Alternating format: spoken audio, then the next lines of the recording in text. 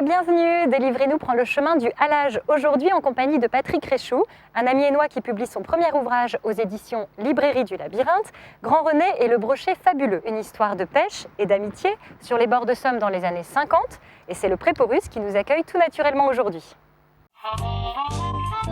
Patrick Réchoux, bonjour. Bonjour. Merci beaucoup de nous avoir rejoints au Préporus pour évoquer Grand René et le brochet fabuleux. Alors avec ce livre, vous nous emmenez sur les bords de Somme, dans, je vous cite, l'Amiens de l'après-guerre, où les gens commençaient à reprendre la mesure de leur vie. Alors vous précisez que ce livre, qui devait être un conte, est devenu une chronique. Racontez-nous. J'ai un ami qui s'appelle Jean-Paul Mortagne, qui est un conteur que vous connaissez peu. Le petit théâtre d'Argile d'Annonville. Oui, qui m'a un jour dit tu m'as un peu initié à la pêche, tu m'as emmené à la pêche, tu es né au bord de l'eau, au chemin du halage. Pourrais-tu, dans le cadre de mon activité, m'écrire un texte, un conte?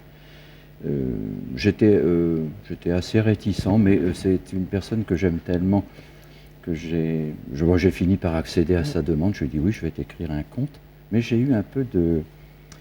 J'ai manqué de courage, c'est-à-dire j'aurais dû relire quelques contes, parce qu'il y a un mécanisme pour écrire un conte. Je n'ai pas voulu le faire. J'ai écrit et au fil de la plume, comme ça, c'est devenu ce que c'est maintenant. Et je lui ai remis ça en lui disant tu peux après oraliser le texte comme tu le veux, pas de souci. Moi je t'ai écrit ça, je te le dédie, je te l'offre. Et c'est resté après lettre morte, c'est resté dans un tiroir longtemps. Alors comment vous l'avez ressorti du tiroir? Véronique, qui est la personne avec laquelle je vis, qui m'a dit les manuscrits c'est pas fait pour rester dans les tiroirs. Et elle est venue vers moi avec un petit opuscule qui regroupe tous les éditeurs de la région Picardie. Elle m'a dit il faut que tu fasses des manuscrits et que tu les envoies. J'ai fini par le faire et ça a porté ses fruits puisque j'ai eu un appel de Philippe Leleu, donc le créateur de la maison d'édition, la librairie du Labyrinthe, qui m'a dit votre texte me plaît, je peux l'éditer. Donc ça a été pour moi une grande première, puisque c'est la première fois que j'ai été édité. Vous écrivez, au bout d'un certain temps, on ne sut plus très bien si l'histoire de Grand René se racontait encore dans sa simple réalité, ou bien si la patine du temps et l'imagination populaire l'avaient peu à peu tiré vers un romantisme fantastique. Alors cette histoire de Grand René, votre héros, ancien charpentier et pêcheur héroïque, est-ce qu'elle a une part de réalité? Et là, l'histoire de Grand René est à la mesure de Grand René lui-même. Elle a une vraie réalité. Grand René est un monsieur qui a existé, que j'ai bien connu quand j'étais enfant, qui était un pêcheur passionné de brochet. Il ne pêchait que le brochet, donc sa technique halieutique n'intervenait qu'à partir du mois d'octobre jusqu'en décembre, janvier, date de fermeture de la pêche des carnassiers d'ailleurs, le 31 janvier. Et il a parfaitement existé, sauf que, et ça c'est plutôt l'écrivain qui parle, j'ai pris le personnage pour le plier à ma volonté fictionnelle. J'en ai fait un personnage qui, par exemple, disparaît, dont on ne sait où il est passé.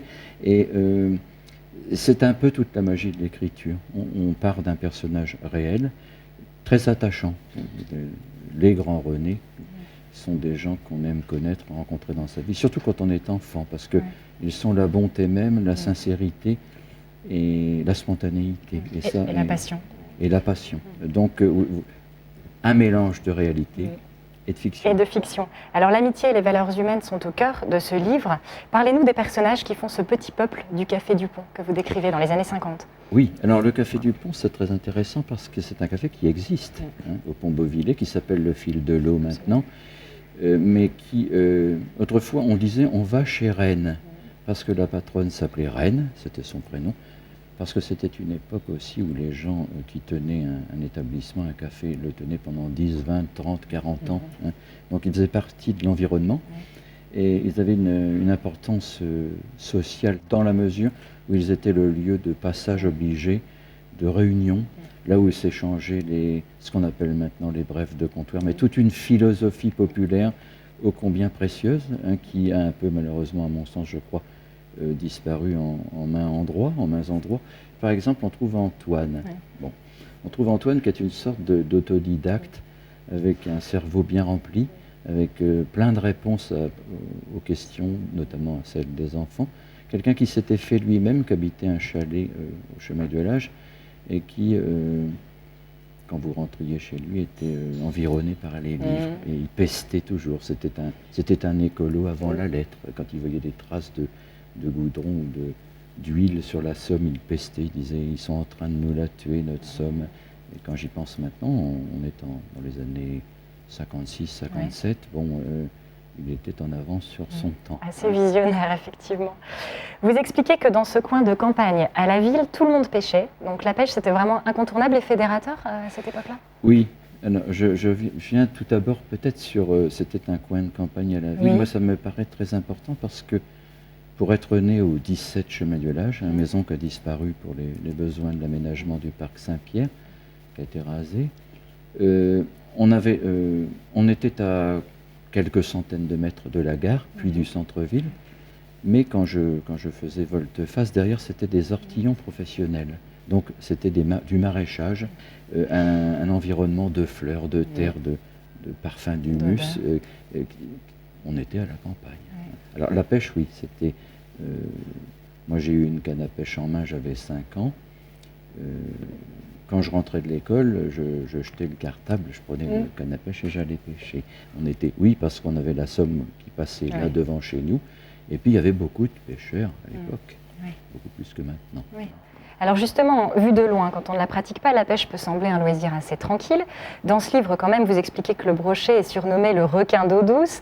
Vous parlez de luttes homériques entre pêcheurs et poissons. Votre scène de pêche finale a quand même une dimension assez épique. C'est un vrai sport ou vous exagérez un petit peu?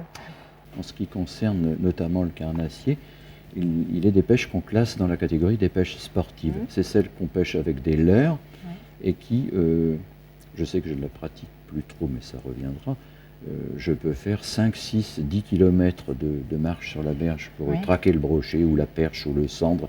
Et pareil dans le sens inverse, d'amont vers l'aval, d'aval vers l'amont.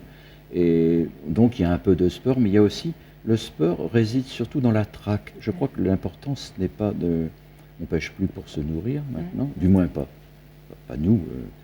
Le plus important, c'est de déjouer la ruse du poisson et de le traquer. Et on a autant de plaisir à le remettre à l'eau après. Maintenant, c'est ce qu'on appelle le no-kill, puisque les mots sont anglais. Oui, c'est anglais. Donc on pêche en no-kill, on ne tue pas le poisson, on le remet à l'eau. Effectivement, une dimension épique. Alors, vous m'en parlez, c'est très important que je puisse vous dire que j'ai été, comme beaucoup de gens, influencé par l'épopée, par le style de l'épopée. Bon, on n'en écrit plus trop maintenant, depuis Homère. C'est pour cela que j'avais dévoré avec une impatience non feinte, d'ailleurs, le chef-d'œuvre de Gabriel Garcia Marquez, 100 ans de solitude, parce que c'est une épopée écrite dans les années 80, d'une modernité incroyable, mais où il se passe un événement à chaque seconde. Les exploits. Ça, vous êtes obligé. Donc, moi, beaucoup plus modestement, j'ai voulu faire un petit peu une comparaison entre la traque et la capture du brochet et les vieil homme et la mère d'Hemingway. Voilà, tout à fait. Il y a une vraie parenté entre votre Grand René et le pêcheur cubain. Oui, alors j'ai voulu grandir Grand René qui, lui, finalement, finit par capturer le brochet fabuleux, alors que le pauvre vieillard d'Hemingway revient avec un squelette de poisson au port. Mais toute sa dignité, quand même. Toute sa dignité, bien sûr, puisqu'il a toute sa vie rêvé d'un poisson qu'il a quand même capturé. Absolument. Je veux dire, n'est-ce pas là un peu la finalité de l'homme? Vous décrivez la Somme, créature sauvage et sensuelle, qui respire, murmure, gronde, se ride soudain. Vous avez souhaité faire du fleuve un personnage à part entière de cette histoire-là? Absolument, parce que quand on est né au bord d'un fleuve, et là nous avons la chance immense d'être à quelques mètres du fleuve. C'est un fleuve. D'abord la Somme, c'est quand même quelque chose de formidable. Sur 245 km, je crois, si j'ai bonne mémoire, de Font-Somme à la baie, il y a un parcours qui est absolument formidable. Magnifique, d'une part. D'autre part, c'est un fleuve sage, quand même s'il y a quelques années, il a fait l'objet d'un peu de drame, d'inondation. Mais j'en fais un personnage parce que quand on est né près d'un fleuve, il entre à part entière dans votre existence. Absolument. Bon, puis là, oui, il y a un côté charnel, pulpeux, un peu presque féminin. Et toujours en mouvement. Toujours en mouvement, oui. C'est ça qui est intéressant. Vous évoquez à travers le regard des deux enfants, Isabelle et Nicolas, le port sablier qui appartient au paysage de l'époque. Racontez-nous un peu de quoi il s'agissait. Amiens avait été détruite, la ville d'Amiens détruite aux 2 tiers, je crois, au dire de mes parents, les bombardements. Donc on reconstruisait beaucoup. Et les péniches, puisque le transport fluvial avait encore toute sa superbe à l'époque, les péniches accostées au port d'Amont, elles étaient déchargées de leur chargement de sable par des engins qui nous réveillaient le matin parce que c'était des godets en vis sans fin qui prenaient le sable et le mettaient en tas, des tas assez, des amoncellements de sable assez importants. Ce qui faisait qu'on rêvait, et que je disais à Isabelle, tu vois, ça c'est les pyramides, celles qu'on voyait sur nos livres. Et quand on est enfant, c'est bien parce que c'est vraiment des pyramides. Ça réveille l'imagination. Oui. Qu'est-ce qui a changé le plus significativement dans les ortillonnages ou les bords de Somme depuis les années 50, selon vous? Le changement était radical. Ce qui a changé le plus, c'est que autrefois les ortillons professionnels, nombreux, vivaient de leur métier, faisaient vivre des familles. Donc on a complètement basculé du côté maintenant des ortillons espaces fleuris, entretenus par des propriétaires. Agrément. Voilà, fort heureusement aussi. Oui, bien sûr. Parce que c'est un patrimoine qui est fort. Le quartier Saint-Leu, bien sûr, a changé radicalement aussi. Et alors, quand on aborde le problème du changement comme ça, il y a un peu, chez une personne comme moi, de nostalgie. Oui, puisque c'était une de mes questions. Quand on se reprend et qu'on devient un peu plus objectif, on se dit aussi que telle et telle maison de la rue de la Dodane ou de la rue ou du Quai Bellu ne serait peut-être plus debout si un jour on n'avait pas pris la décision de restaurer le quartier qui est quand même au niveau de l'architecture quelque chose de très intéressant et qui intéresse beaucoup les gens qui viennent nous visiter. Absolument. Alors justement, vous parliez nostalgie, elle affleure souvent dans ce livre-là. Vous écrivez à un moment, en ce temps-là, les gens du coin se serraient les coudes. Est-ce que vous croyez que cette solidarité a disparu aujourd'hui? Moi, je crois que cette solidarité-là a disparu. Parce que d'abord, elle correspondait à une époque. La guerre et l'après. Bon, la guerre a généré des solidarités, mais aussi l'inverse. Et on a des comportements quelquefois. On révèle le meilleur ou le pire. Oui, le pire. Il y avait de la solidarité parce que je crois que les gens, c'était le monde du travail aussi. Tout le monde travaillait. Absolument. Quels étaient les loisirs des gens qui habitaient dans ces endroits? C'était le jardin. C'était quelques poulets ou canards qu'on élevait. C'était aussi, je pense, les veillées le soir. Moi, je me souviens c'est pas dans le livre, mais je me souviens de ma mère qui sortait le vieux gaufrier en fonte et faisait des piles de gaufres à n'en plus finir pour les oncles, les tantes qui étaient là, les cousins, les voisins. C'est-à-dire la famille agrandie et on discutait. Alors moi j'entendais parler des récits de la guerre. Et quand on se couchait, moi j'étais enfant et je me mettais le drap par-dessus la tête tellement ça faisait peur, ces histoires-là. Mais on en redemandait quand même. Oui, puis il y avait un vrai échange intergénérationnel. Un vrai. La télévision a remplacé un peu cela. Mais les veillées, je pense que c'était quelque chose. C'est pour ça qu'il y avait aussi une solidarité, parce qu'on avait encore le temps d'écouter l'autre et d'être attentif à ses problèmes et d'essayer de l'aider. Sans raconter toute la fin du livre, on peut dire quand même qu'elle laisse planer le doute et le mystère. Vous aimez la littérature qui ne donne pas toutes les réponses? Oui, parce que je suis très attaché à la place du lecteur dans l'œuvre. C'est-à-dire que dire qu'on écrit pour soi, seul, c'est faux. On a toujours, je crois, cette velléité de vouloir être lu à terme. Et alors, je ne l'avais pas tant que ça parce que c'était dans un tiroir, mais maintenant c'est chose faite quand même. Et je crois que oui, parce que le lecteur, c'est quelqu'un qui a de l'imagination, et faire fonctionner son imaginaire et lui laisser la possibilité de donner une clé de réponse est intéressant à mon sens. Cet ouvrage est très joliment illustré, vous le disiez tout à l'heure, par Dominique Scaglia. Comment avez-vous travaillé ensemble? C'est vraiment un travail d'équipe. C'est une triangulation entre le travail d'un auteur, bien sûr. Le texte était fait, il n'était pas définitif. Dominique, que j'avais essayé de solliciter du côté de l'aquarelle, me dit « Oh non, je vais utiliser le crayon de couleur ». Et quand j'ai vu le résultat, j'étais vraiment emballé. Très séduisant. Et puis, alors, l'éditeur, Monsieur Philippe Leleu. Philippe est un grand éditeur, je m'explique. On dit parfois les petites maisons d'édition, mais les gens qui, comme lui, fonctionnent à la passion et au travail qui parfois prend la forme même peut-être d'un labeur. C'est riche de vie et d'expérience et on a pu échanger une quantité de choses inouïes avec pour support Grand René et après en laissant un peu Grand René de côté et en passant à autre chose parce qu'on avait d'autres choses à se dire. Il faut rendre cet hommage-là au travail de l'éditeur qui finalement un jour vous dit voilà, voilà ton livre, regarde. Et puis, c'est un bel C'est une objet. aventure humaine. Ah oui, c'est une vraiment vraie une aventure humaine. Grand René et ses amis parlent picard, évidemment, au Café du Pont. Est-ce que vous avez quelques mots que vous pourriez nous dire en picard pour terminer? Vous savez que Grand René, c'est un pétcheux comme on n'en fait plus beaucoup aujourd'hui. Alors, je suis point un spécialiste du picard. Je connais un peu parce que ma grand-mère, elle parlait picard et de temps en temps, elle me laissait échapper quelques mots comme ça. Et puis, mon père, il me disait, oui, il ne faut point parler picard, tu vas te faire tirer les oreilles à l'école. On n'avait pas le droit de parler non, picard bien sûr. à l'école. Grand René parlait le picard, sauf quand il s'adressait aux enfants, parce qu'il savait qu'à l'école, il se faisait vertement tancer s'il parlait picard. Il avait l'amitié de... C'était un homme intelligent et très délicat. Hein. Je serai un peu schmo de la fin. Quoi. Merci beaucoup Patrick Réchoux. Grand René et le brochet fabuleux aux éditions Librairie du Labyrinthe. Merci à découvrir. Alexandra. Merci. Restons en Picardie avec un gros plan sur une bande dessinée signée Régis Sautière et David François. De briques et de sang est un polar qui se passe dans l'Aisne, au familistère de Guise, la fameuse utopie sociale réalisée par Jean-Baptiste Gaudin au XIXe siècle. Le tandem Régis Sautière et David François se reforme avec De briques et de sang. Dans cette BD à suspense qui fait revivre le familistère créé par Jean-Baptiste Gaudin à Guise, un journaliste de l'Humanité enquête sur de mystérieux assassinats.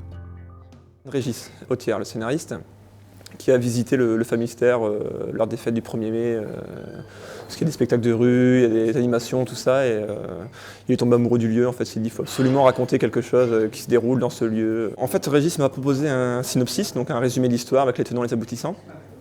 Et à partir de là, moi j'ai accepté de travailler avec lui sur cette intrigue-là qui m'a énormément plu.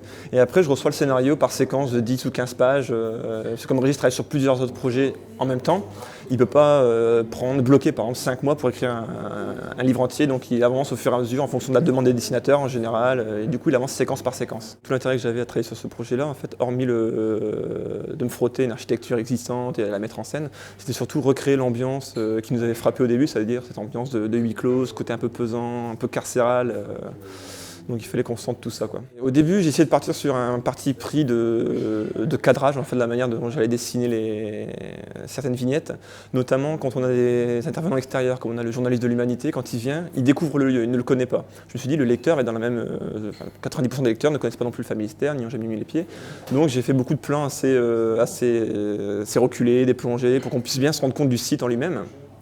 Et après, j'ai essayé que quand il n'y avait plus de personnages extérieurs au familistère, quand on suit les familistériens dans leur vie, dans ce qui leur arrive, tout ça, j'ai privilégié en fait des plans un peu plus rapprochés, parce qu'en gros, on est censé connaître le lieu. Donc, j'espère que ça s'est ressenti de cette manière-là. C'est pas une BD d'action. Donc il n'y a pas besoin de prendre des cadrages en plongée, machin. Voilà. Donc le truc, c'est que j'ai toujours préféré la sobriété. Donc je me suis souvent des plans séquences, pas trop de mouvements de caméra pour qu'on se concentre plus sur les dialogues, pour qu'il faut en plus avancer l'intrigue que l'action en elle-même, en fait. L'histoire que Régis raconte, en fait, qu'on raconte tous les deux, c'est une histoire qui n'aura pas pu se passer véritablement ailleurs. Elle prend sens véritablement dans le familistère et au sein de cette communauté ouvrière. Gaudin, en fait, voulait donner à tous ses employés, ses ouvriers, ce qu'il appelait lui les équivalents de la richesse. En fait, il voulait donner aux ouvriers un mode de vie bourgeois. Pour leur offrir ça, il leur a offert une piscine, un théâtre, des économas, et aussi l'usine, parce qu'après, l'usine appartenait aux familistériens, en fait. Gaudin n'était plus patron de son entreprise. Et c'est ce qui nourrit le fond d'intrigue, en fait. On arrive aux limites de l'expérience, en fait. On se rend compte qu'au bout d'un moment, la vie communautaire, ça peut être très bien, mais en même temps, ça a aussi des travers, quoi. Paru chez Casterman, De briques et de sang est une BD bien ancrée en Picardie qui faisait partie de la sélection officielle du Festival d'Angoulême 2011. Fin de ce Délivrez-nous sur les bords de Somme. Vous pouvez retrouver toutes les infos concernant l'émission sur le blog délivreznous.tv. On se retrouve très prochainement sur TV Amiens et d'ici là, belle lecture.